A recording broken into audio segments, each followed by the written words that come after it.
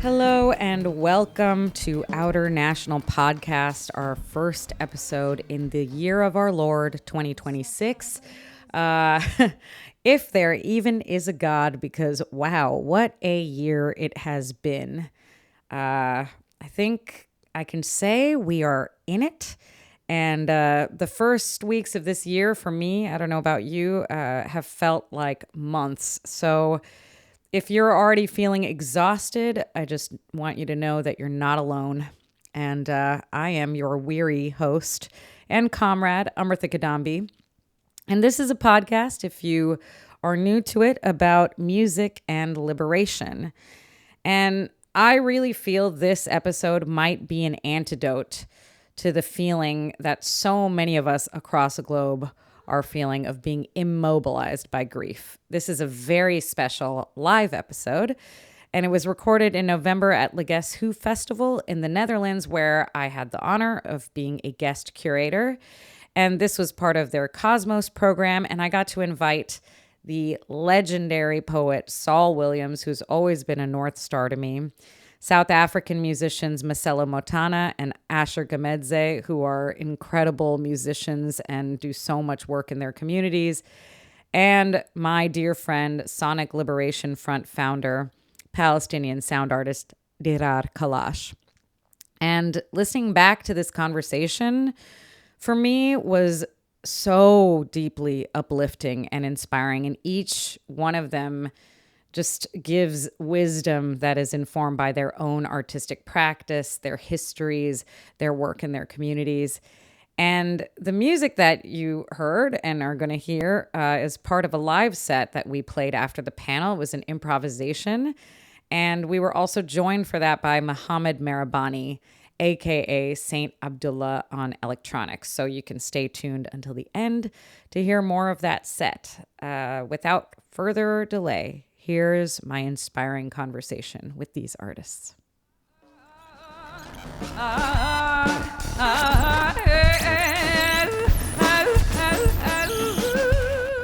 It's such an honor to be here with these guests who I hope you all have seen perform, or if not already, tomorrow, I think, Masello, so please go check them out. And the whole, I'm one of the guest curators of the festival, and one of the concepts of my curation is this term that I've borrowed from the late great Ryuichi Sakamoto-san. I think many of you know his music. He was also a great thinker, and he had this term called Outernational. And the idea of Outernational is it's sort of a counter to the idea of international. International, which especially at the time when he was conceptualizing this in the 1980s. You know, it's kind of the beginning of the ramp up of neoliberalism and globalization via capital. And for Ryuichi, he wanted something to describe the relationship between people of different nations that was not a relationship of global capital, of commerce, you know, international, kind of having this connotation. And for him, Outernational is about people. It's about musicians for him at that time, especially connecting with each other, and about people connecting with each other across borders. And the idea of the podcast that I host, it just started recently, is we are in a time of extreme intersecting global crises. Extreme intersecting global crises. And the oligarchs and the ruling class, they have solidarity. They have incredible solidarity across borders. In fact, to them, nation states kind of have ceased to exist. The globalists, the corporatists, the ruling class, collaborating with the Western so-called liberal democracies. They operate completely without borders, and this is why we have people like Elon Musk and Peter Thiel, South Africans as they like to call themselves, and Daniel Ek, the CEO of Spotify, who is investing $700 million that he's made on the backs of musicians that he hasn't paid into the military AI tech company Helsing. The oil executives, the arms dealers, they know no borders. And they have found that there's actually nothing left to extract from the global population because we are so immiserated as a population. They have sucked us completely dry as consumers, right? Through the 80s, through the 90s, through the 2000s, they milked us. And we are immiserated completely. In the global north, the working class is immiserated. In the global south, the site of extraction, the site of many of the wars and the genocides, there are more wars and genocides proliferating now than there have ever been. I was reading a very depressing statistic that's saying that 72% of the world is under some form of authoritarianism currently. And I think we have to also think of these Western, quote-unquote, liberal democracies as fascist and authoritarian, not just in the United States, but all over because of the interconnection. Elon Musk hops over from the United States, where he donates millions of dollars to the Trump campaign. He hops over to Germany to talk to the AfD and give them money and a platform. He goes over to the Britain First people in the UK. This is global fascism through capitalism, which has always been an imperialist project. As Saul said, you said earlier in your show, this is the birthplace of the first multinational corporation in the world, the Dutch East India Company, the Dutch West India Company, right? Capitalism, colonialism, imperialism, and slavery have always been completely intertwined with each other. And the extreme extraction from mineral extraction in the Sudan and the Congo, you see why the Western powers are backing the UAE. Of course, at the end of the day, it is always about resources. You can see how we are on the verge of war in Latin America. And if you think it's just Trump sort of wiling out, as he likes to do, it's much more than that, because we have the Nobel Peace Prize, quote unquote, being given to Machado, the opposition leader of Venezuela, or who I'm not endorsing Maduro, but they're trying to do regime change in Venezuela. Why? Because of the oil. There's a lot of oil under Guyana and Venezuela. They're indiscriminately bombing boats of fisher people in the Caribbean Sea. All of these things, you know, the last place for the global capital to extract, the last places left are war, weapons, the very last of the oil resources, of course, the mineral extraction, and AI. And to build these data centers, not only do they need a lot of land, which you see the land grabs all over. I mean, some of that is just pure territorial, but even in the Golan Heights, in Gaza, I mean, the plans are for these data centers in Patagonia, you know, in Latin America. And not only do they use billions of gallons of water per year, they also pollute the local water supply around them. I could go on and on. I won't. I wrote down intro notes to say, okay, what's the state of the world right now? And I wrote like 2 pages of free association. I said, no, I can't. We can't talk about all of this. It's too much. But I think things are going to come up naturally. And then the one more thing I do want to say is the United States, I think, is an unfortunate bellwether for all of you here in Europe. Maybe you've seen some of the extreme violence against immigrants in the streets by, you know, the paramilitary force of immigrations and customs enforcement, ICE. Not something that has always existed in the United States. It was, in the aftermath of 9/11 and the ramp up to the Iraq War. I don't think it's long before Europe has its own paramilitary anti-immigrant force. All the rhetoric is there. All the apparatus is being laid out. We've reduced in the United States the asylum quota or the number to something like 7,000 for the year, and the priority is being given to white South Africans. So that's a little bit of where we're at. Of course, the genocide is still raging in Palestine, still raging in the Sudan. There is no ceasefire. So the question that we're kind of starting with, and why I think music and musicians might be specifically, we have a special set of skills, let's say, to address some of these crises or to think about them. As Saul said in his incredible concert earlier today, I hope some of you were there, that for one thing, the concert is a meeting space. It's one of the few meeting spaces, especially in the Western Empire, that we really have with people, a communal meeting space. So every concert is a meeting, but also music really travels across borders in the way that Sakamoto-san was saying, that it is borderless. So this is kind of where I want to begin. I want to center the discussion around how do we build global solidarity in class struggle, in anti-imperialism, among all of these intersecting global crises. And what is the role that we as musicians specifically can play, not only in raising consciousnness, which I think is a very, very incredibly important role, but also in material organizing, in what kind of pressure, as Saul said, the pressure cooker, what kind of pressure can we assert, and how do we connect with each other in our organizing to strengthen each other's efforts? So that's what we're going to be talking about tonight with this incredible group of people. So I'm really honored to have you here. And if you're not super depressed already, get ready. No, we need these communal spaces. It's better to do this together, don't you think? Than alone with our phones, crying in our rooms, right?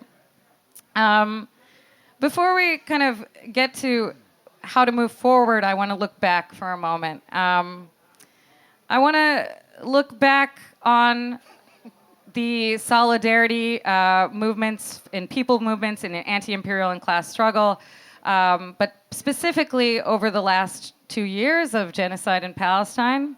And of course, if there's beyond that, we can definitely talk about. If we feel in the last 2 years or prior, areas that you feel have been challenging as an artist who is also organizing, areas where you felt there has been success or hope. But I'm specifically interested, I think, in the last few years, given the level of repression.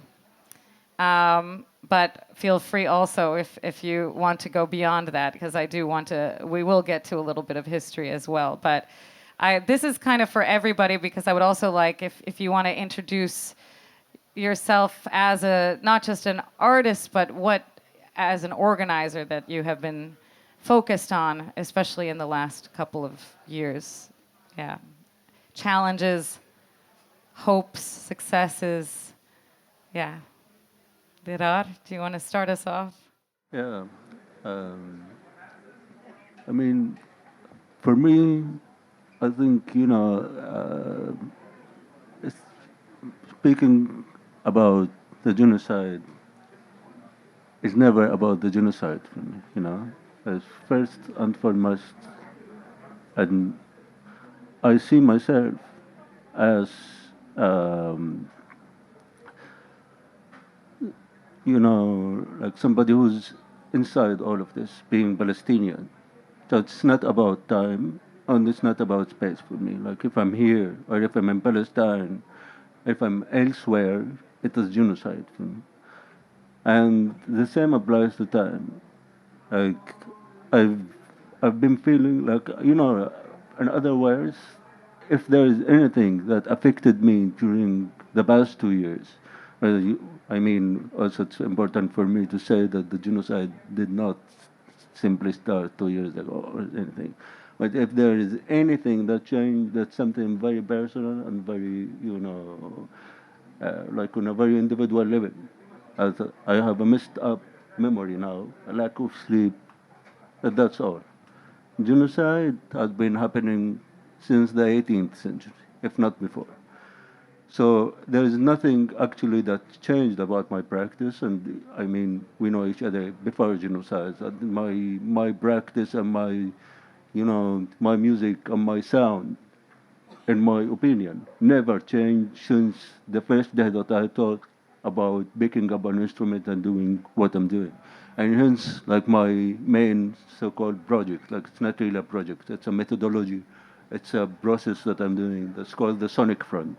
I put myself on the sonic front regardless of thinking about art and music culturally. I'm not interested in culturally as a product of the current, globalized culture situations and conditions. For me, there is no such a thing that music is a cultural thing or an artistic thing. What am I using now? I'm using my voice. When it comes to music, I'm instrumentalizing other sounds, just like how I'm instrumentalizing my own voice. But on an individual level, like, I'm not a good speaker. I'm not, also I don't have a great vocal qualities. But otherwise, if I had, I would be like maybe a political leader who's, just giving speeches. Or I would be like a vocalist singing for the revolution or whatever. But what I can do, I can pick up the instruments, I can pick up recording gear, do all of the field recording work I'm doing now and doing all of that. And this is from my own part. But it's not about me. Why do I do that? It's what are we doing now? We're listening to me. I'm speaking. We're sharing this kind of sonic space. It's immediately takes us to kind of a selfless place where it's not about me. It's about the sound and whatever we're hearing. And for me, like, there's no difference. I'm speaking now, we're talking in a panel.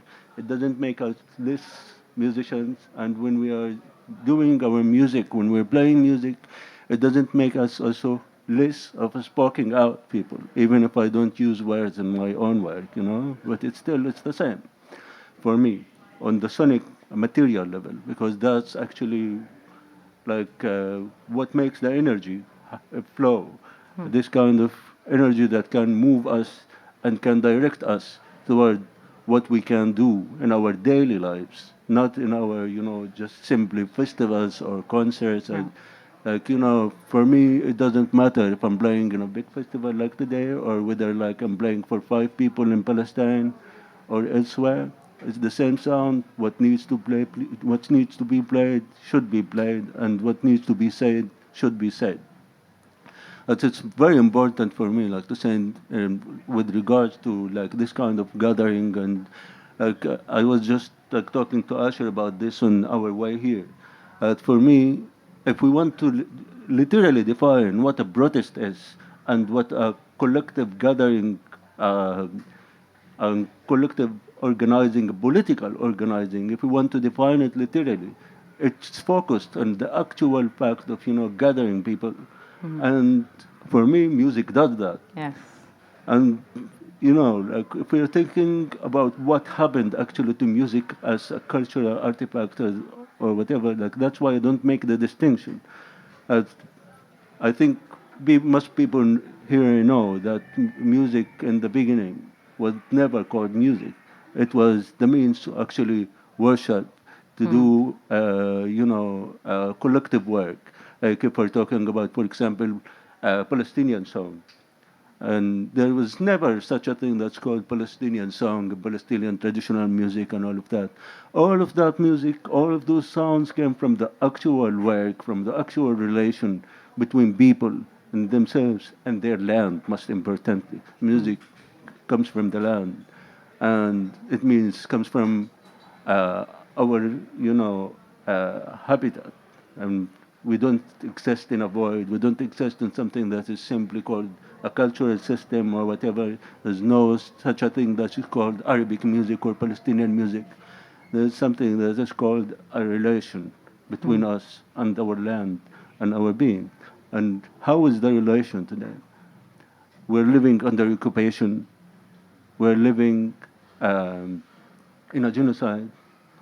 And that's precisely what made me come to all of this. Like, literally, like when I was 16, 17, I was in a totally different place. I was thinking about physics, computer science, mathematics, going all that way. But then when the second intifada happened, and that's the year 2000, I was 18, just finished high school, about to go on and move on um, with my life. But then something struck me about actually sound and music. And, I realized that there is something wrong happening here.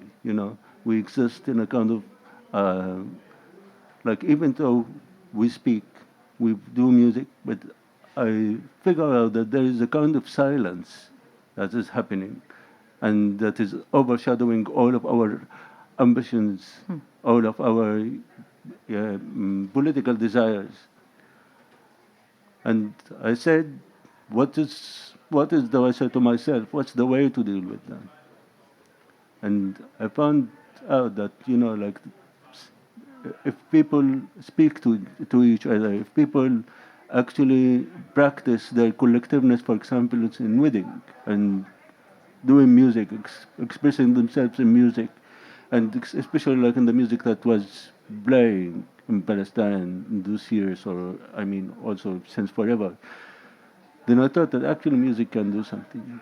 And I mean, there is no ultimate solutions, there are no ultimate ways to do things, and but it's working in a way. And I find this, like, for example, that's my means, for example, like currently I'm in Europe for a fundraising tour for cancer patients from Gaza. And it was, like self-organized at the last minute. And because like, that's what I thought would work, and it's working. I mean, if we're looking at least from my experience, which fundraisers are working. It's fundraisers which are involving music and not simply for the sake of doing music. And if, like, people who come to my shows also know that I spend half an hour speaking before I start playing music. And it's part of that. Yeah. So, like, what I say in my words is what I do with my music. And what I believe in collectively and socially and politically also comes from the fact that we are actually gathering here. And it makes me, think of the responsibility not only from my side, but the responsibility of each one of us. I don't see myself as, somebody who's on the stage from the people. No, we are in this all together. We have uh, to remember that what we are doing here is actually, like, I go back to what I said like a little while ago about how would we literally define a protest in terms of gathering. So you have to think, everybody who's listening now, we have to think that we're not here simply to just consume this music, to consume those sounds, but to remember that there is a revolutionary weight in all of this, as that's how we are communicating. You're listening to me now, listening to my voice, and it's the same, like for me, at least sonically speaking, it's the same, whether I'm using the saxophone, bass, or whatever. It is happening, and this is what is bringing us together here, beyond a performer and an audience. And that means that actually our roles extend beyond this space, beyond the concert. We're not here to listen to this just today. And I mean, like, for example, if we look at it, in Islam, you have to pray 5 times a day. Musically speaking and politically speaking, we have to do this 5 times a day. It's a practice. Yeah. Yeah. It's not simply wait until there is an availability at one venue to organize a fundraising concert, whatever. No, we have to do it now. We have to revolutionize the way that we think about organizing, even organizing musical events, and how we actually, do everything about making music and making those gatherings possible as political gatherings, not in the sense of, just having an opinion or just having a political stand. It's not about that. Politics is about how much you are rooted in your relation with the people around you, with the world around you. Like Gaza is not far away. It's literally close. And we know that the bombs falling in Gaza are taking off from here Yes. and from the United States. And that means that we should revolutionize our everyday, our sounds, our music, even our breath. So that's why we're here. That's why we're here. Yeah. Yeah. Wow. Thank you, Dirar. Yeah. Yeah. Absolutely.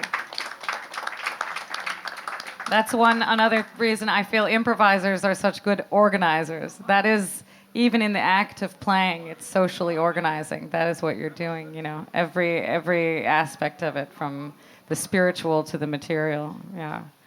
Yeah, I would love to hear from all of you a little bit. I mean, even this for me is so rich. So, Masello, if you have thoughts. Well, for me, the early 2000s, there was a call to boycott a luxury store called Woolworths. It's a very high class in South Africa. It's a very high class shop. And I thought, as a good citizen, I stopped going to Woolworths. And then people kind of got over it and went on with their lives and went back to Woolworths. And then I realized I was the only person boycotting Woolworths still for years, So I can be a bit wary of fashion type of activism, where it's a moment and then people move on to the next thing, But I grew up as a supporter of the PLO, It's something that was in my home. So it's never been I don't have a moment, it's not a thing. Yeah? At the same time, I'm very happy that there is mass movements. I grew up in apartheid South Africa, and I'm a beneficiary of what solidarity can do.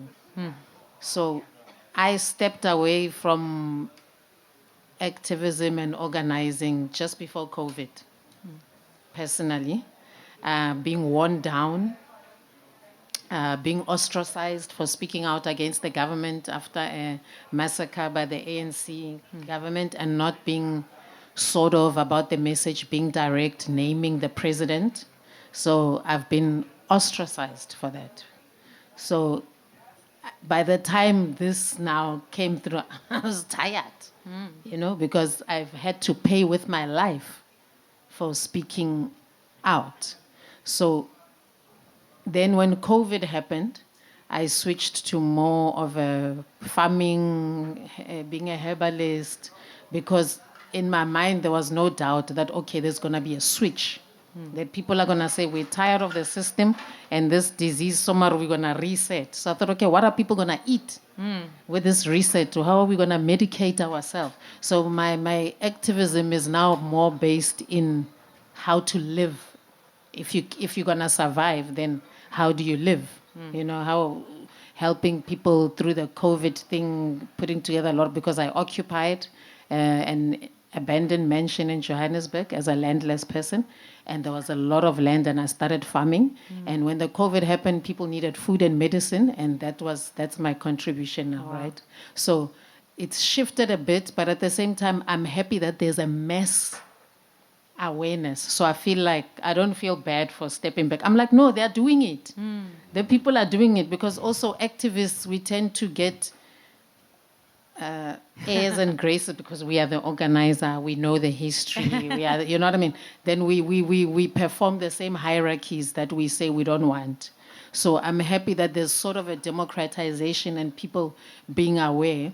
But at the same time, it's a one step forward, two steps back, right? Yes. People are being very aware, speaking. The same people will say, why isn't the BBC reporting about, why do you expect the BBC to report about this? Exactly. Why are you still watching the BBC? So we keep giving our power back to the imperialists.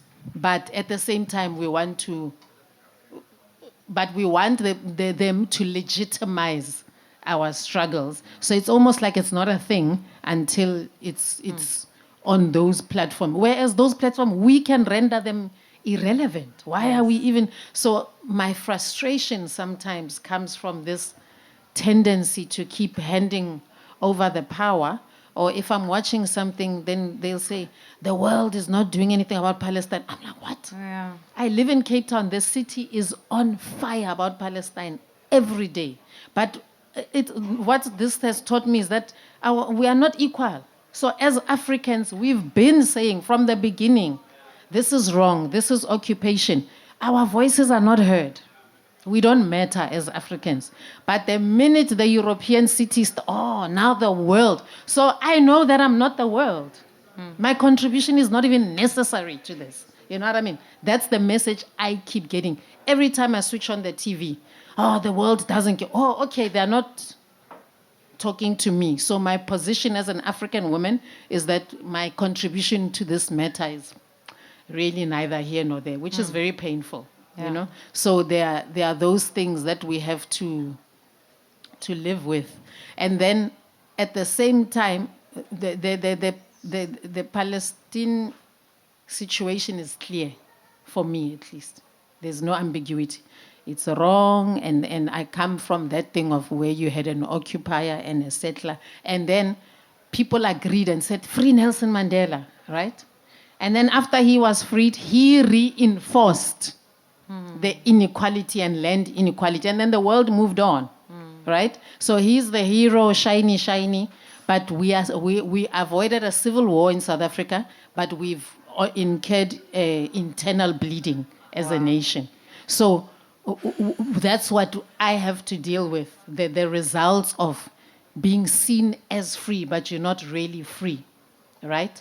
So the lines are clear, but our lines are blurred after post-freedom. We are not really free, but we're free. And I worry that the same thing might happen to the Palestinian people, where they'll keep being told, no, you're almost there, and then something else. I'm very anxious about that. And then the last point I wanted to make is that unlike this situation where it's clear, the Congolese situation, I have a cell phone. Yeah. I need my cell phone. Yeah. The first thing I'm going to do when I leave here, when I get to my room, is get on my cell phone, right? So our complicity as cell phone users, what are we going to do? So I think it's easier to say, to package your activism and say, that's wrong, that's wrong, that's wrong. But when it comes to the Congolese one, I'm shaking day and night because I'm a part of the problem. And are we willing to give up this technology to come closer, because it's made us organize better. Yeah. I love what it does, that I can just make a video and say, this is how I feel, and other people can respond. You don't have to be an artist. You don't have to be a politician. Everyone can be enacted through the use of the very same cell phone. What are we going to do? Yeah. The complicity, there's sort of this idea, there's no ethical consumption in capitalism. Of course, there's no ethical consumption, there's no ethical production. We're sort of inherently complicit, but it also can feel like an easy way out to just say, well, what can we do? But we have to think, what are we willing to give up? That is, but everything you said, my God, that was just, thank you so much, Masello. Wow.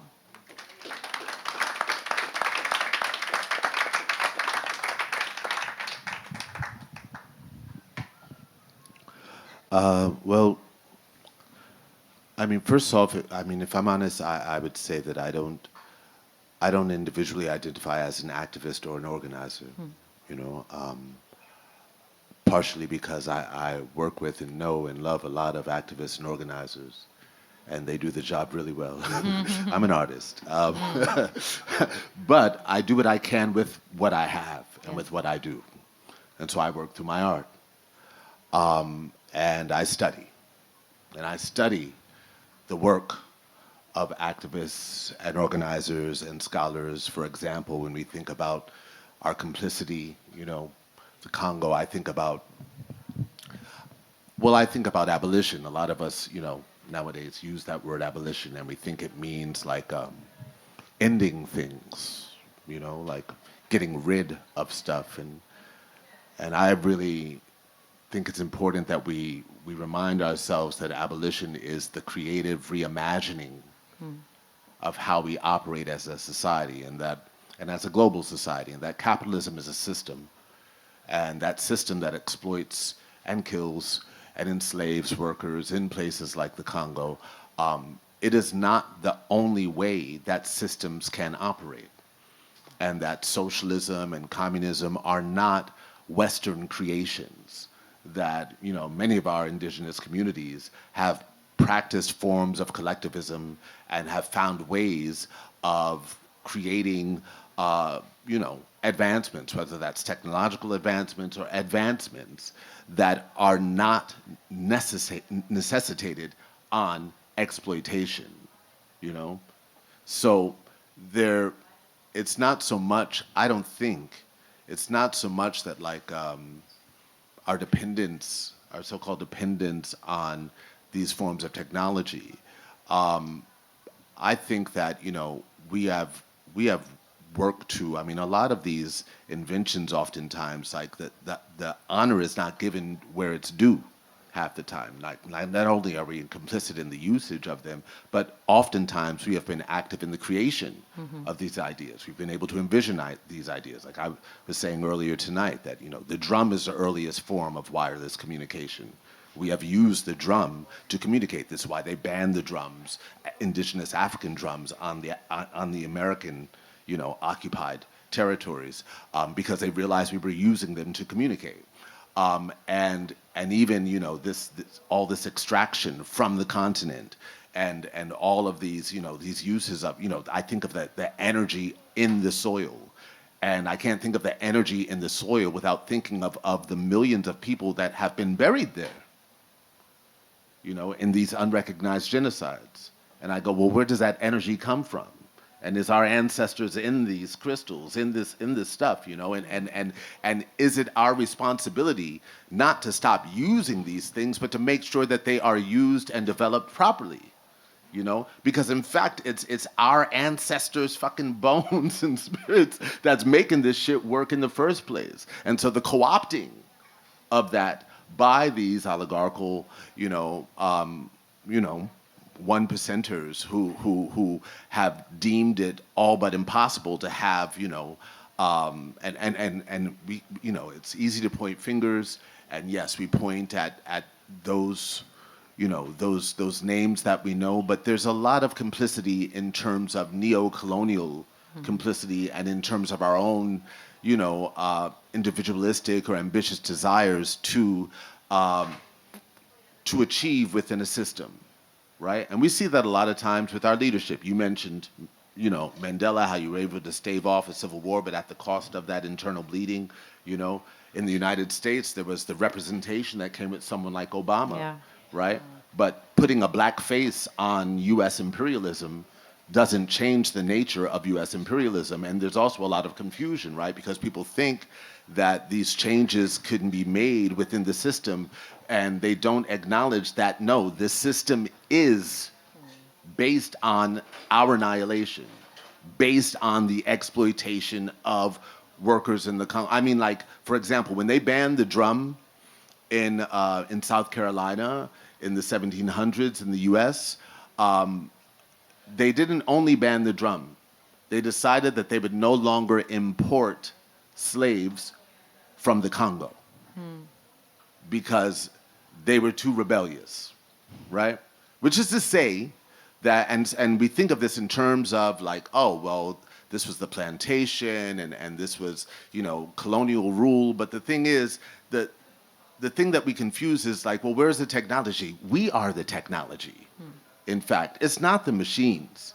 The machines operate off of what they learned from the plantations. That's why if you ask an engineer, about any engine, like it's a vacuum cleaner, a microphone, a recording device, a car engine, an air conditioner, an engineer will tell you, well, that's the master and that's the slave.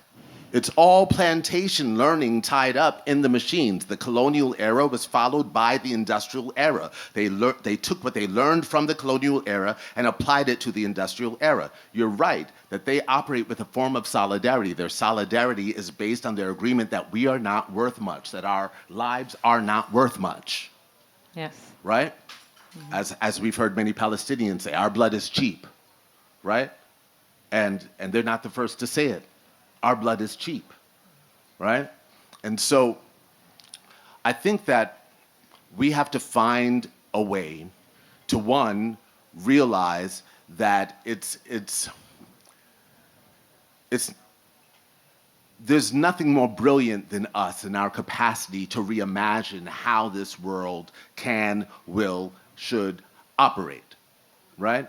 And so then it becomes a question of power, right? And now we know that the powers of being can and will prevail over the powers that be, but in order for that shift to happen, and when you talk about that 70-something% of the world right now that is operating, in a state of war and militarism and all of this, yes, the actions of the global north are intentional. They aim to extract as much gold from Sudan, as much coltan, cobalt, diamonds, whatever, from Congo, as much oil and lithium from Venezuela, as much, and they aim to destabilize. They don't want what's happening in the Sahel. They want to make sure Haiti stays destabilized, just like the Congo. They want that to stay destabilized. And it becomes important for us not only to point out there, but then we have to, we all are responsible to fix this shit within our own fucking homes as well, right?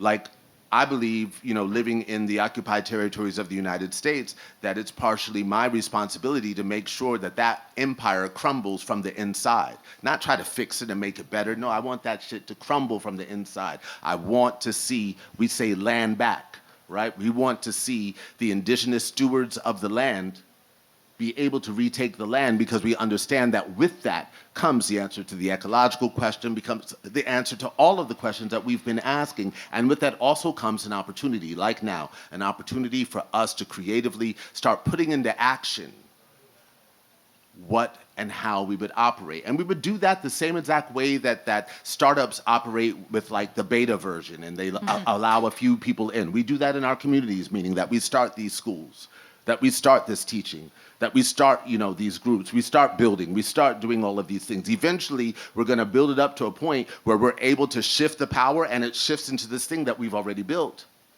right? And how do we do that? I cannot imagine that we are not on a path, as you mentioned, that 70-something%, that we're not on a path to a global strike right now. It has to be. It's going to be. Of course, it takes individual. Capitalism enforces that sense of individualism, right? So a lot of people are like, oh, it's happening over there. It hasn't reached me yet, so I'm good. No, I can't do that. Of course, I can't afford to strike. How am I going to feed? Da, da, da. Of course, when we start to realize what mutual aid is, when we start to realize that there is community support, that there are networks that we can develop and that are already developed, and as these things, like the imperial boomerang, as these things come closer to home, right? We will start to, there's tons of people in the occupied states right now who are feeling the pressure of ICE and all of this stuff, who may not have been involved with speaking up against Palestine. Yeah, and now food stamps, EBT. And now, yes, all these things are happening, and they're starting to say, oh shit, they thought that when elections were coming up, that people like myself perhaps were saying, fuck everything here, I'm only concerned about here. And I'm like, no, I think we were more like, weather people who say, look, there's a storm happening over the seas and the wind is blowing. It's inevitable that, and I say that, and then I think about what's happening in Jamaica, in Cuba. The literal winds. Literal winds, But these things are not disconnected. These things are connected to the amount of bombs being dropped and all of this stuff. So we have to, and I relate heavily with everything that you said, Daru, because it's so clear that, as you were saying, our work is within our work. We have to arm and embed our work so that people who encounter it are not able to leave the same as before, so that there's spark. It's like Tupac said, I may not spark the revolution, but I may spark the mind of the person who does. You know? Yeah. And so yeah, that's that. That's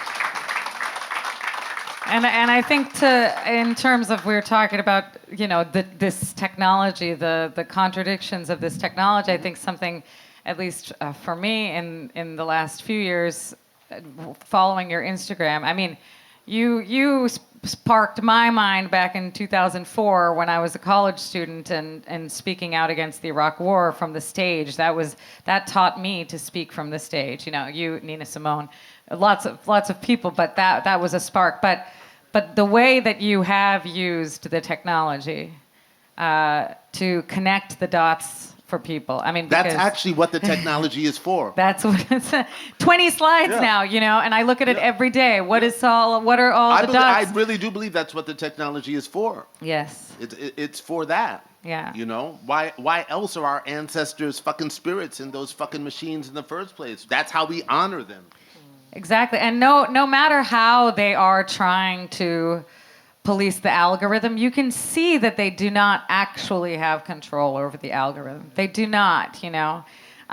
So I think, yeah, part of it, I mean, part of our responsibility, I mean, some of us who are in the imperial core or benefiting from the extraction of the imperial core, we do have this responsibility. And I think that is one way that you very clearly are using the technology, you know.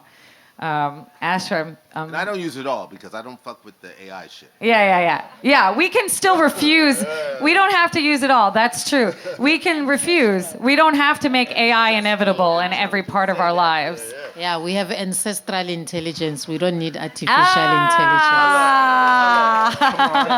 Come on. Yes, Asher, I want to hear from you.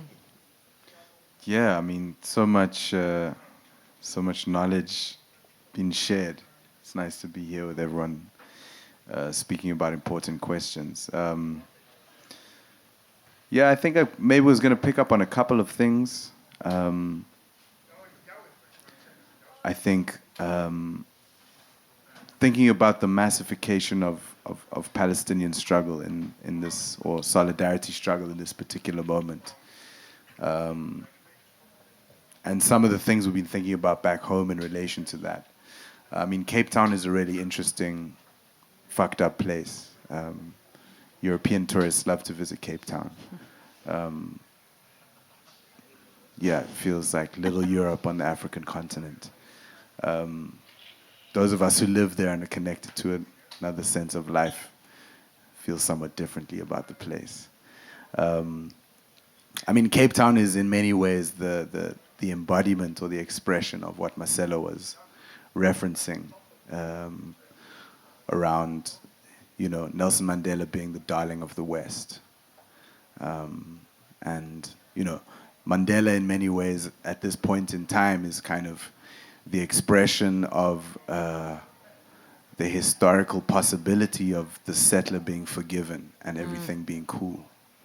You know, and that's why Europe loves Mandela. Don't get it twisted. Yeah. That's why everyone wants to tell you about how incredible Mandela was. I mean, Mandela's part of a long historical process, and there's a lot of focus on Mandela as an individual, abstracted from a whole range of historical conditions that are much broader than him. So I don't want to speak too much about Mandela.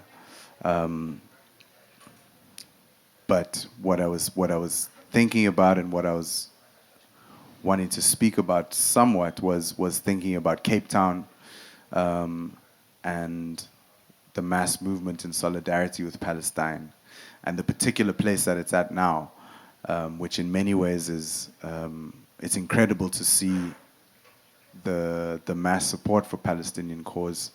And that's been there for a long time in Cape Town. The liberation movement in South Africa has had long ties with the Palestinian struggle. Elements of the Black consciousness movement were trained by the PFLP in the 80s in armed camps in Palestine. the ANC and the PLO have links going back to the 60s and 70s. But there's also a way in which the form of solidarity, or the expression of solidarity, is mapped onto existing kind of contradictions in society. And so, for example, in Cape Town, there's a large contingent of people who identify the Palestinian struggle as a religious struggle, as an understanding that as Muslim people, they're being oppressed as Muslim people, and there's a racial component to this as well, and so you have a large amount of people in Cape Town who identify with the Palestinian struggle, not necessarily out of a kind of attitude orientation towards anti-imperialism, not necessarily as an attitude towards anti-racism or towards anti-colonialism, but view it as a religious struggle, and that has a relationship to how those people orientate themselves in the place that they are in.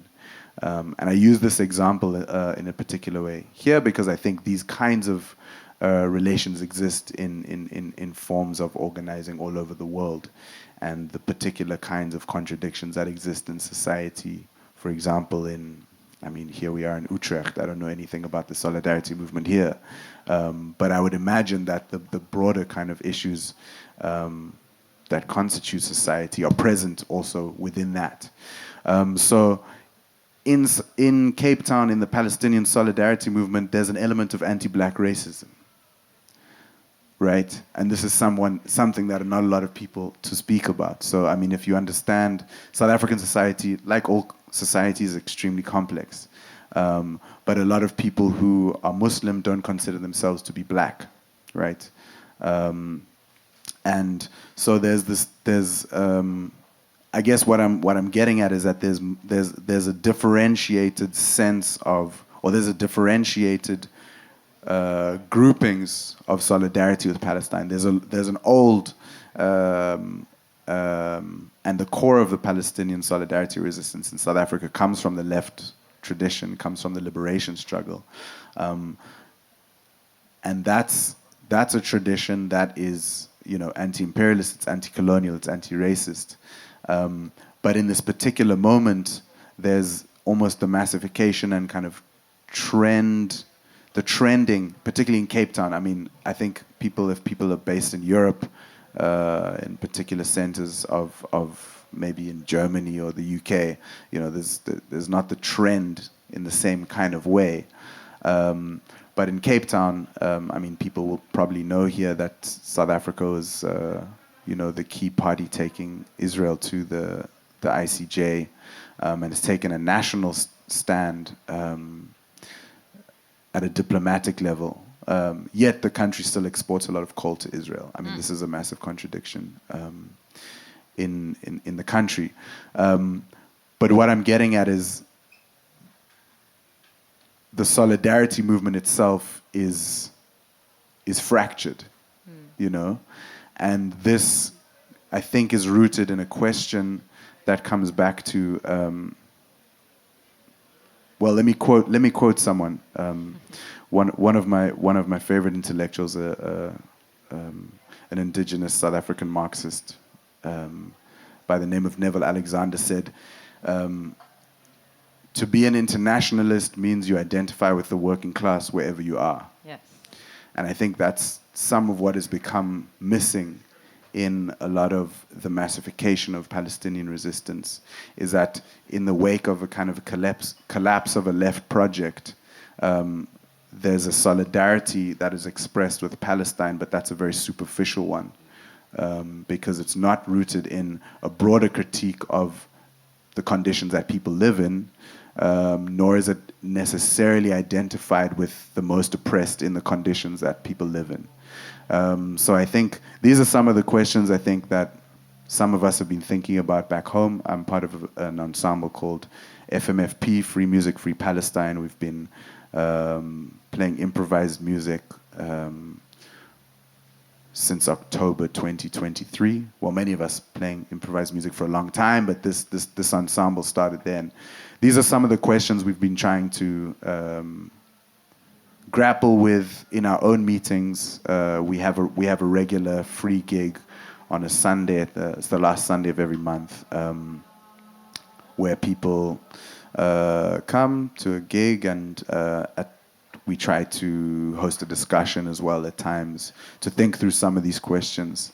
So I mean, these are some of the things I'm thinking about that are all unresolved, you know. Yeah, I don't expect to resolve this right now. But I think you're speaking to this idea of we are artists. We are artists. I mean, I think inherently, like as Dirar said, like there's maybe not a distinction as from being an organizer in a way, whether we call ourselves that or not.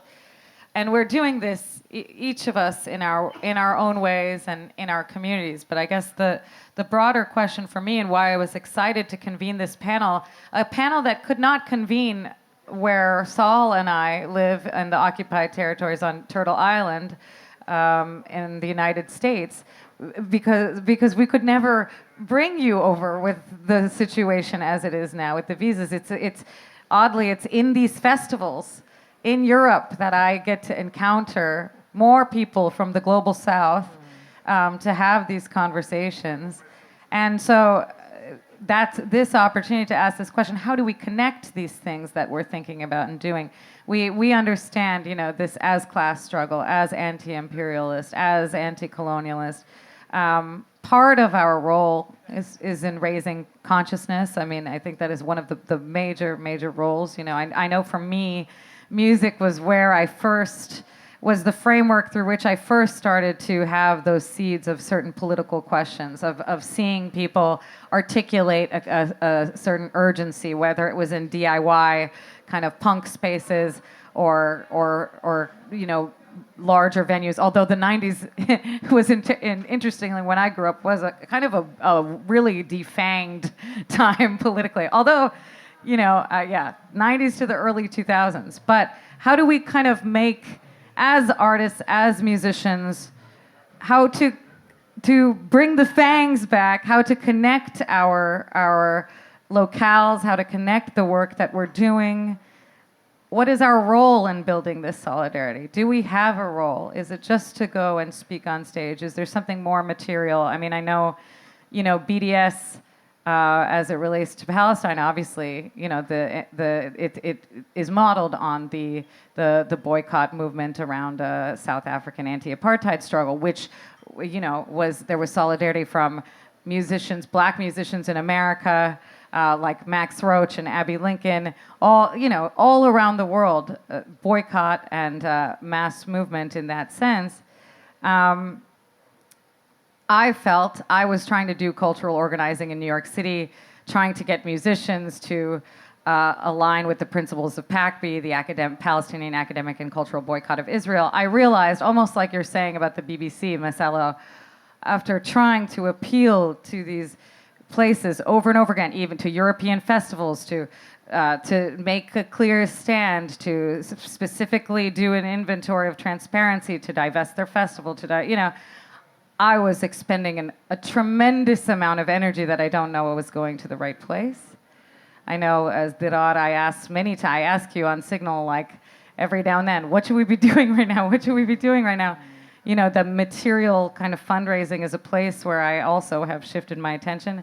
But we know, like, this oligarchy, the ruling class, the Western imperial powers have this solidarity.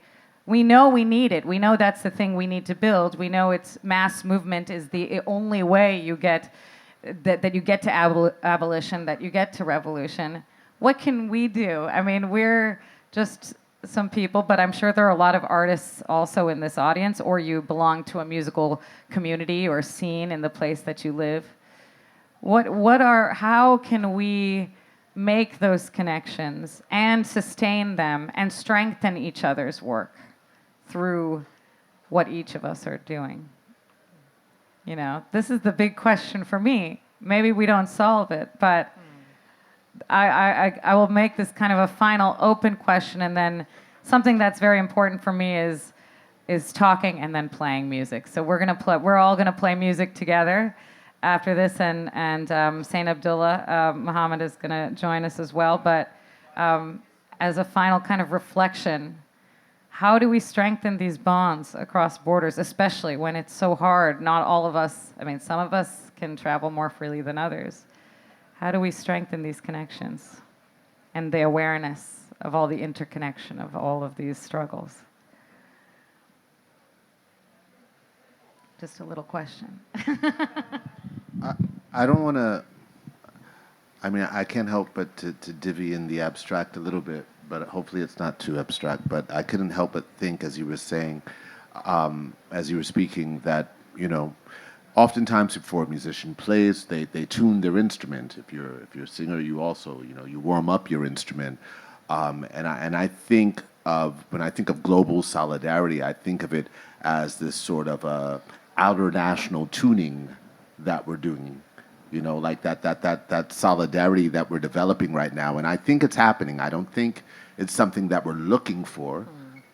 I think this is something that's happening right now. I think there are more of us on the same page right now.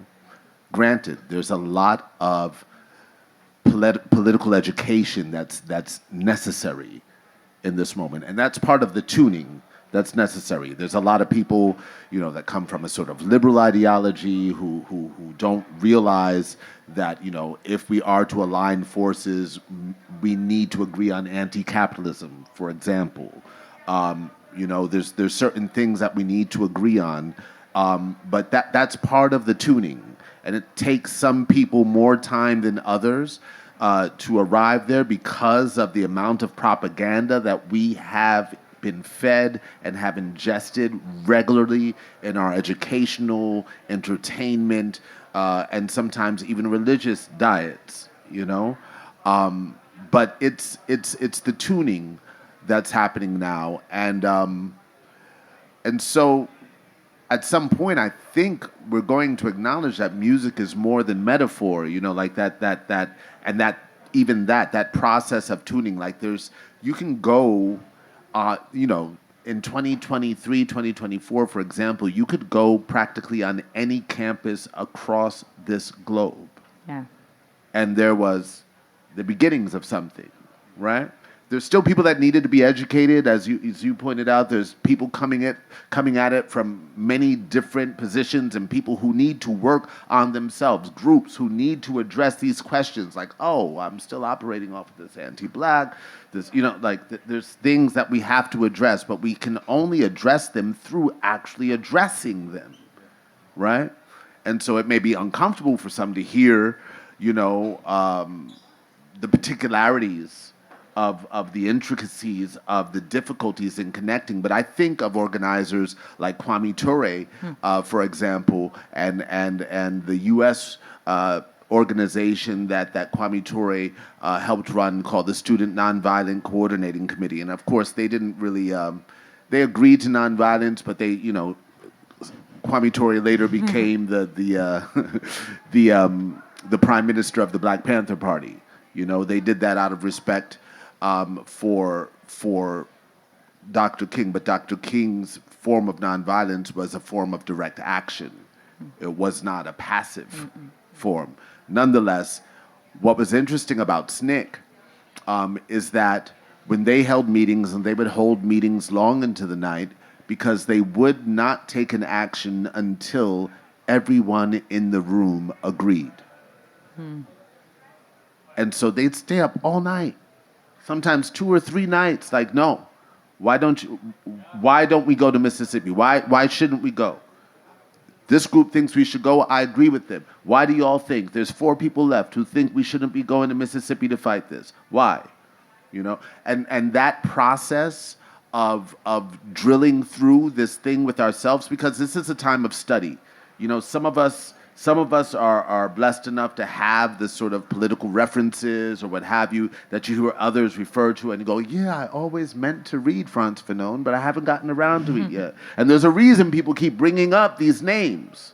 There's a reason people keep bringing up these people who left breadcrumbs for us. And this is a time also for that. That's part of the tuning process because we have to tune collectively, but we can't do it if we don't tune individually as part of the collective and break away from that, you know, sort of doing it for myself sort of thing, right? Bands know this, you know? Bands know this very well. And so, yeah, that was just the thought that came to mind. I'm excited for us to... I'm excited to tune as well. Yeah, we're gonna tune the frequency of this room to each other, to all of you.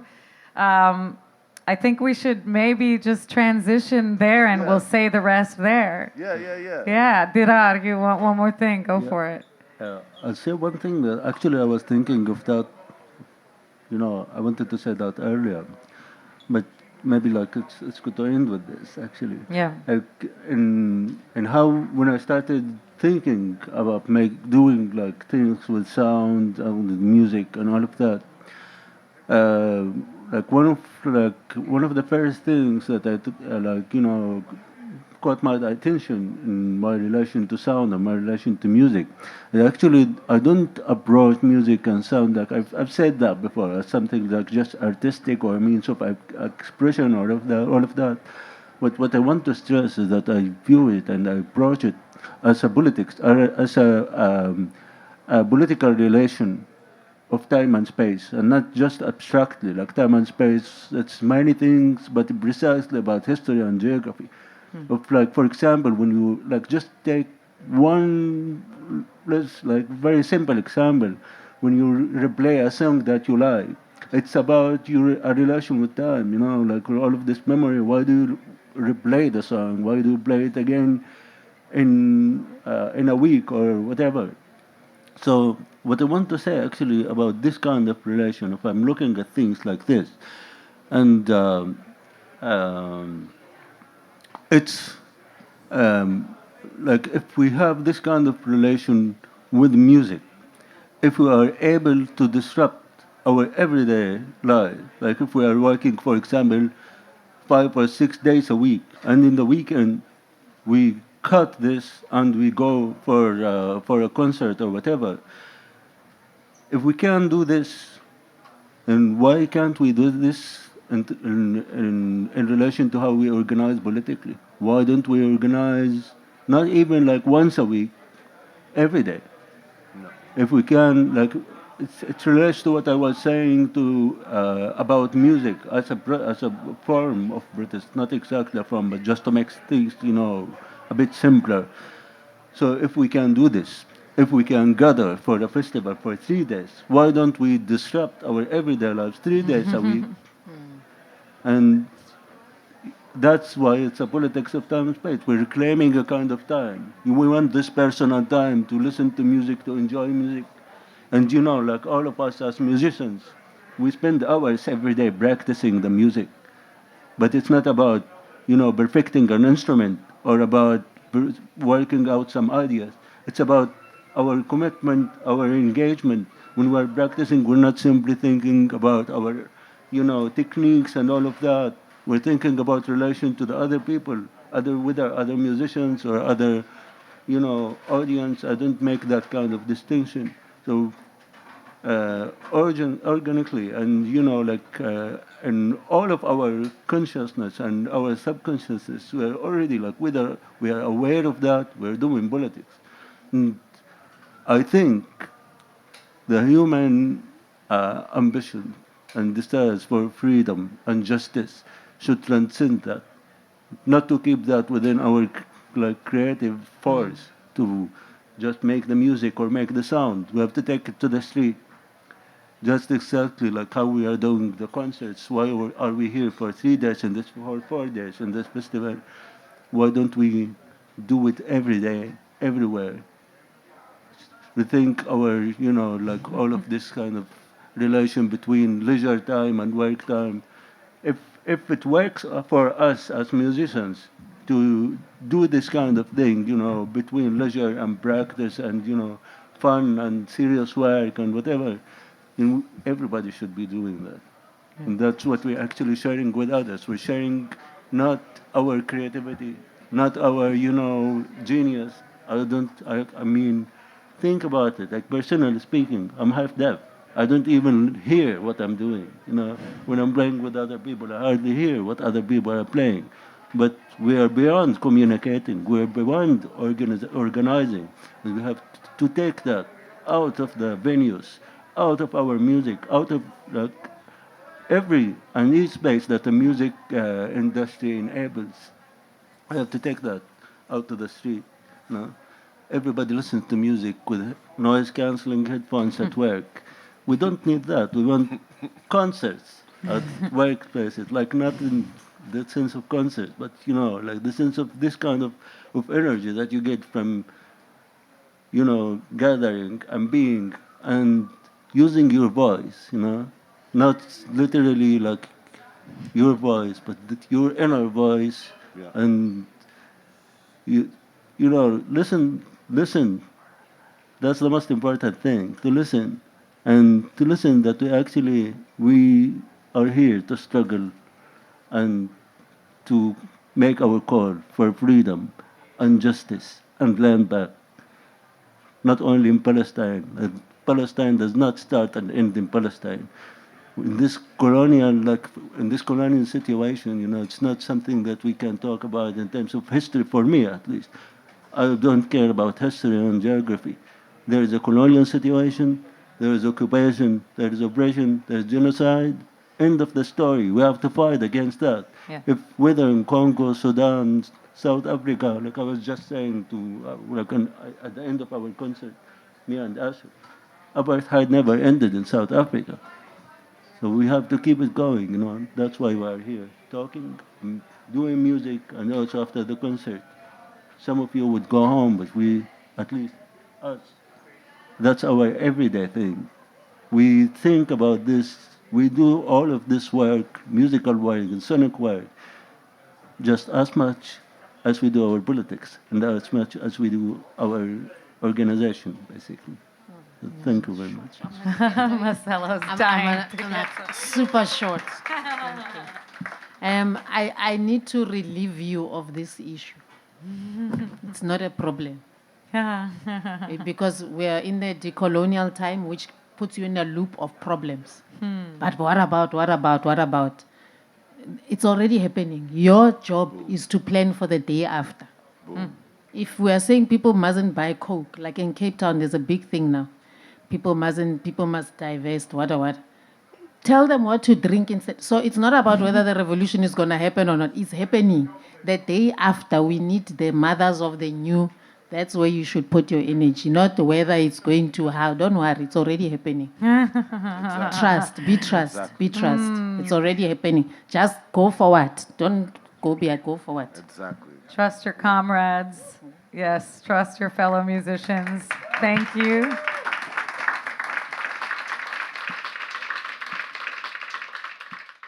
Well, that was our mind-bending, spirit-empowering conversation with Saul Williams, Masello Motana, Asher Gamedze, and Dirar Kalash. And if you got something out of this conversation and you want to hear more, I'll be doing more of these for the rest of the year. So please subscribe and follow on Substack at Amritha Kadambi under Outernational. You can also rate and review on Apple Podcasts and YouTube. I'm working on getting this on Qobuz.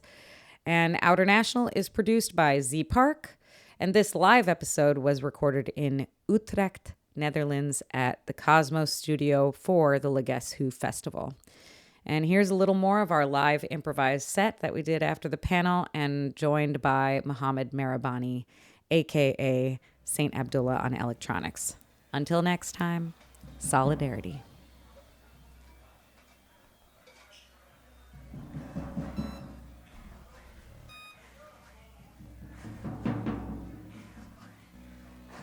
From the river from the river, from the river to the sea.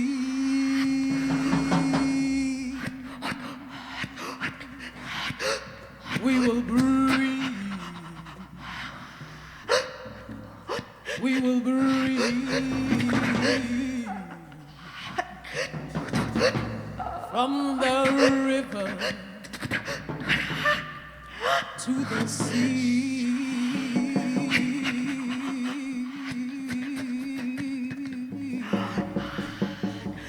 Yelele.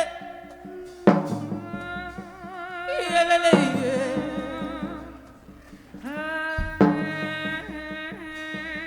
Yelele. Whoa, whoa, whoa, whoa, whoa.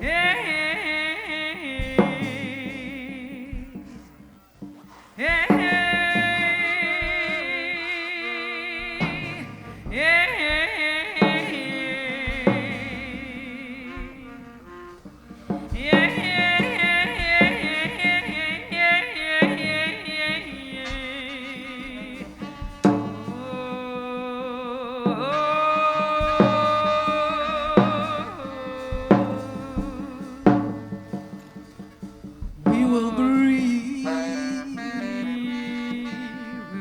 We will be free. We will breathe. We will be free. From the river to the sea. From the river to the sea.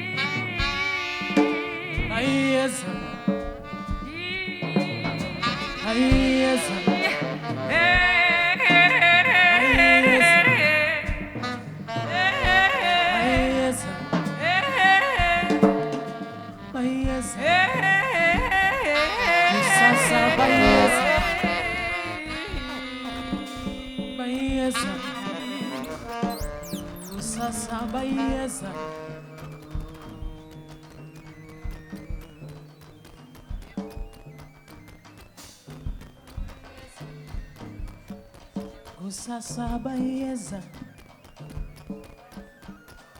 bayeza, kusasa bayeza.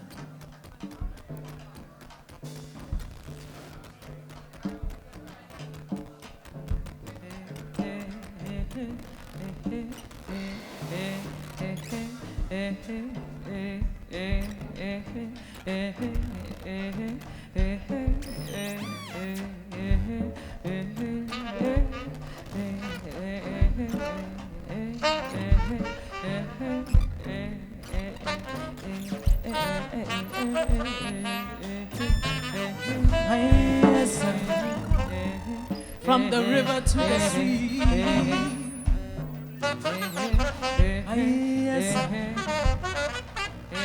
We will breathe.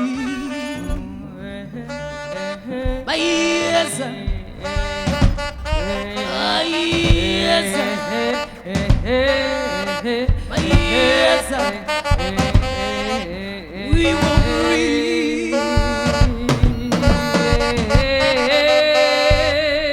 Music is the teacher.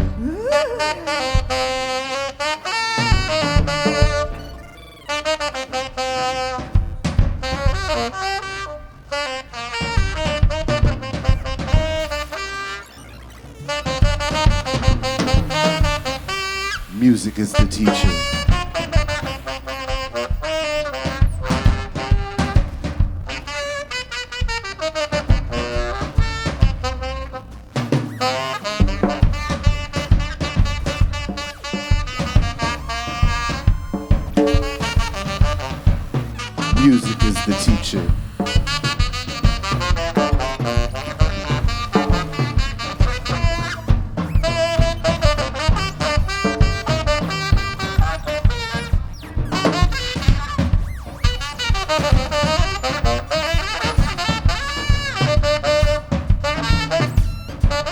river.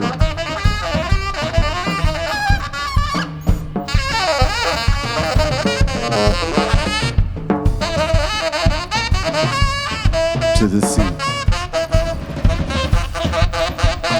Music is the teacher.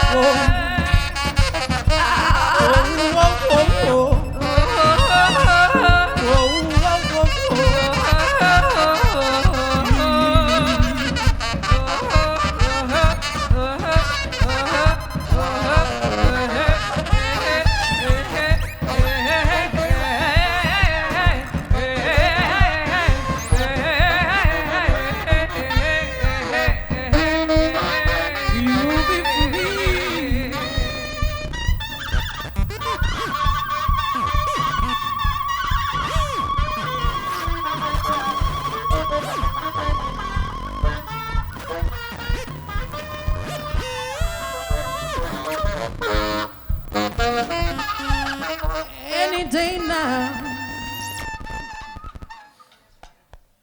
Any second. We will breathe. We will be free.